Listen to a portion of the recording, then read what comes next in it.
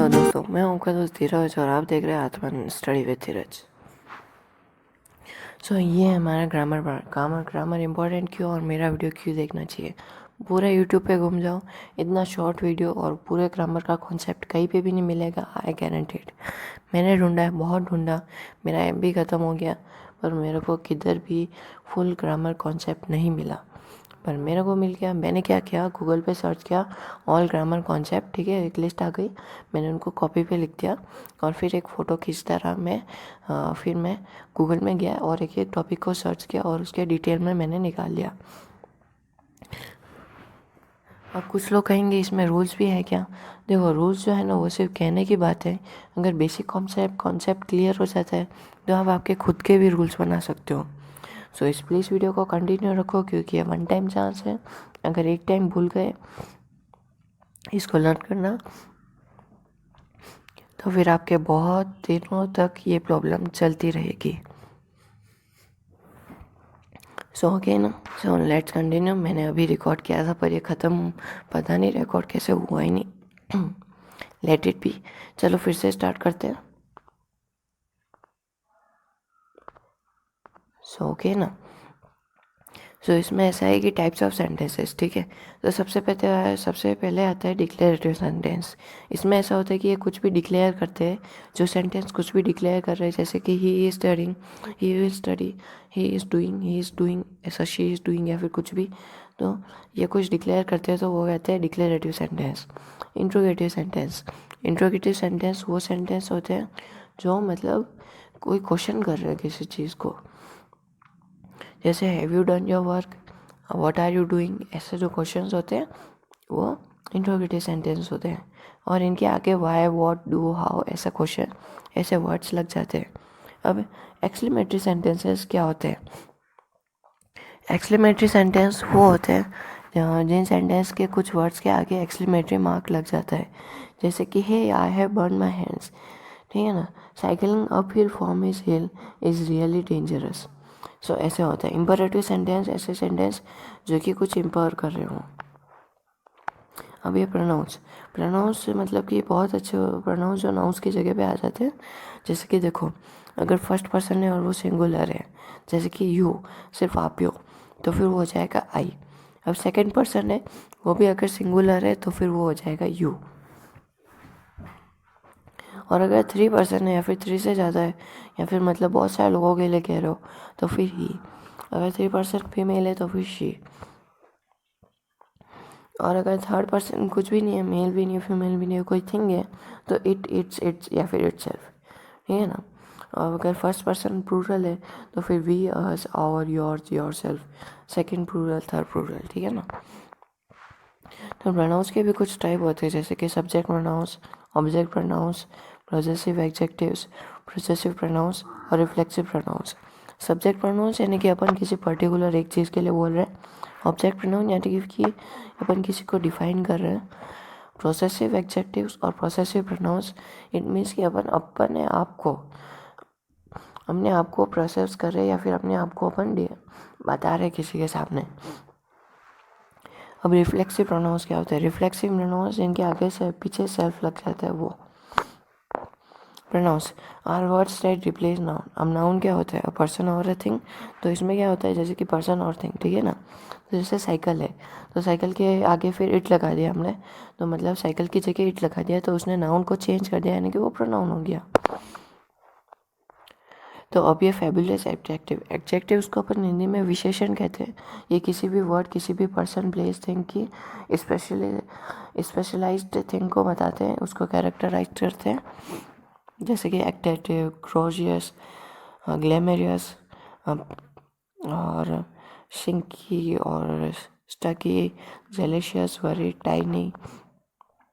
Adjectives are word that describe या फिर modify और add meaning to other words. They are usually placed before the noun या फिर pronoun.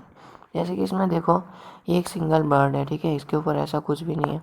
ये एक येलो बर्ड है, ये एक ग्रीन बर्ड है, ये एक ब्लू बर्ड है। ये वाला जो भी है ये एक एडजेक्टिव है और ये वाला नहीं है। तो ये है कॉमन और ये है प्रॉपर, ये पर्टिकुलर हो गया।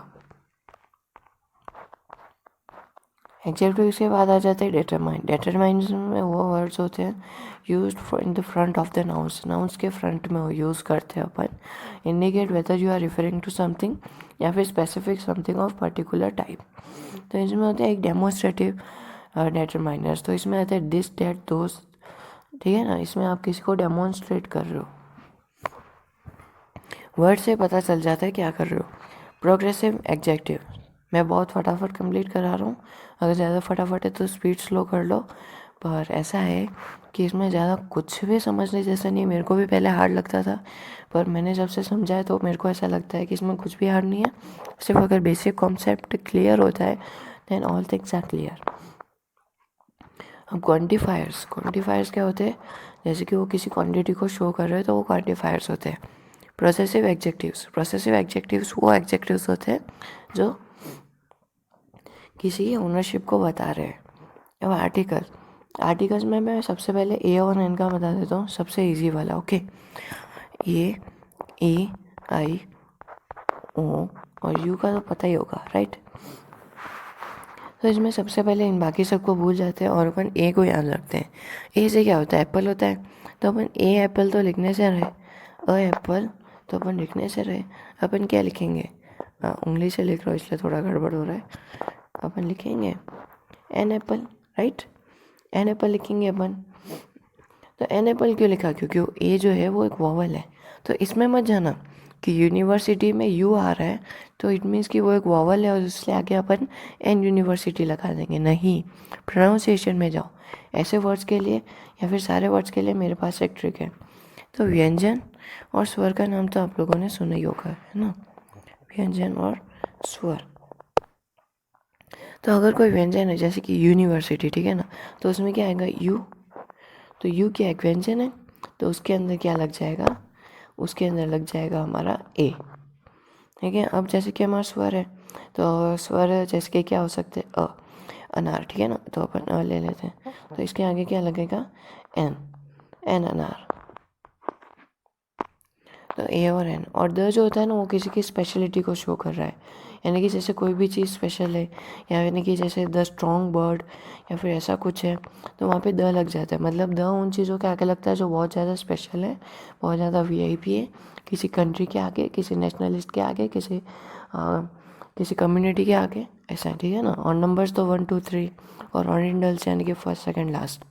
अब कोऑर्डिनेटिंग कंजक्शंस, कंजक्शंस क्या होते हैं, कंजक्शंस वो वर्ड्स होते हैं जो किसी दो सेंटेंसेस को ज्वाइन कराते हैं। बेसिकली इसमें 7 कंजक्शंस होते हैं जो बार बार यूज़ होते हैं, और उनको इन्होंने शॉर्ट फॉर्म में किया है जो कि है फैन बॉयज़, ठीक है ना। तो इसको फैन बॉयज़ को याद रखना और ये कंजक्शंस को याद रखना अगर कभी भी कंजक्शंस का यूज़ करना हो तो ये एक टेबल है टेंसेस की। हाँ, टेंसेस बहुत हार्ड है, बट एक टेबल से इजी हो जाएंगे।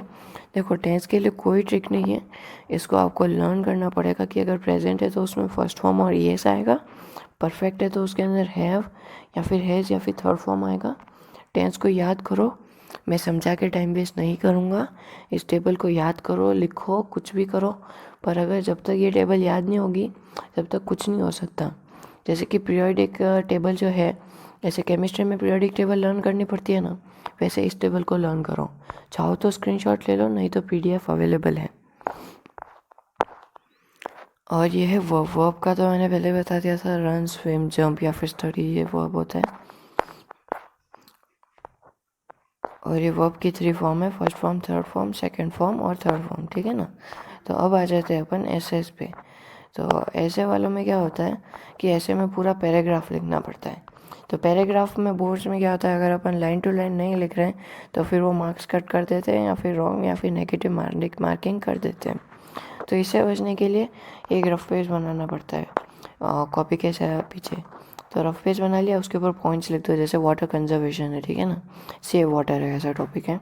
तो सबसे पहले वाटर के बारे में बताएंगे, फिर मतलब ऐसे लिख दो वाटर की इम्पोर्टेंस, वाटर क्या है, वाटर इतना यूज़फुल क्यों है, वाटर अगर यूज़फुल है तो क्या हम इसको सेव कर रहे हैं, अभी की क्या कंडीशन है, इसके एडवांटेज, डिसएडवांटेज, और लास्ट में आता है ओवरव्यू, कि आपका ओवरव्यू मत लिखना कभी भी, बेसिकली ये लिखने ना कि अगर ऐसा ही चलता रहा तो ऐसा वाटर ख़त्म हो जाएगा, मतलब ऐसा ओवरव्यू, इस पूरे का ओवरव्यू, और फिर जैसे एग्ज़ाम ख़त्म होने को आ जाए इस रफ पेज को कट कर देना, नहीं तो टीचर बिल्कुल ही माइनस मार्किंग कर देंगे।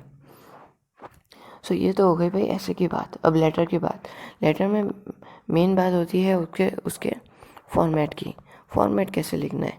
फॉर्मेट जैसे कि फर्स्ट में एड्रेस आ रहा है, फिर डेट आ रही है, तो इनको लिख दो ऐड। तो ऐड आएगा मतलब एड्रेस लिखनी है, फिर डेट लिखनी है, और अगर लाइन का गैप है तो फिर ऐसे एक डैश बना लो। मैं ऐसे ही लर्न करता हूँ। ये बहुत ही ज़्यादा इजी ट्रिक है, इससे सब कुछ बहुत ही इजीली आपको याद हो जाएगा, ठीक है ना। ऐसे की बात हो गई। आर्टिकल्स में भी ऐसे के जैसे करना है। लेटर्स हो गया, ऐसे हो गया, आर्टिकल्स हो गया। अब स्टोरी, जब भी स्टोरी लिखने जा रहे हो तब किसी बच्चे या फिर अगर कोई घर में बच्चा है तो फिर उसको स्टोरी सुनाओ, किसी को भी स्टोरी सुनाओ या फिर खुद को ही स्टोरी सुनाओ। और अगर बच्चा है तो बहुत भी अच्छा। अगर उस बच्चे को इंटरेस्ट आ रहा है अगर वो स्टोरी सुनने में, इट मीन्स कि आप जा रहे हो जिस लाइन पे जा रहे हो वो सही लाइन है। और किसी बड़े को सुनाओ इंग्लिश में अगर सुनानी हो तो और अगर वो भी उनको और इंटरेस्ट आ रहा है तो भाई मतलब आपके स्टोरी में फुल मार्क्स हैं। और स्टोरी लिखने से पहले एक बार आप स्टोरी की प्रैक्टिस करके जाओ, और स्टोरी जो है ना वो पढ़ के जाओ कि आखिर स्टोरी कैसे लिखते हैं। और पूरी की पूरी पास्ट में लिखनी है।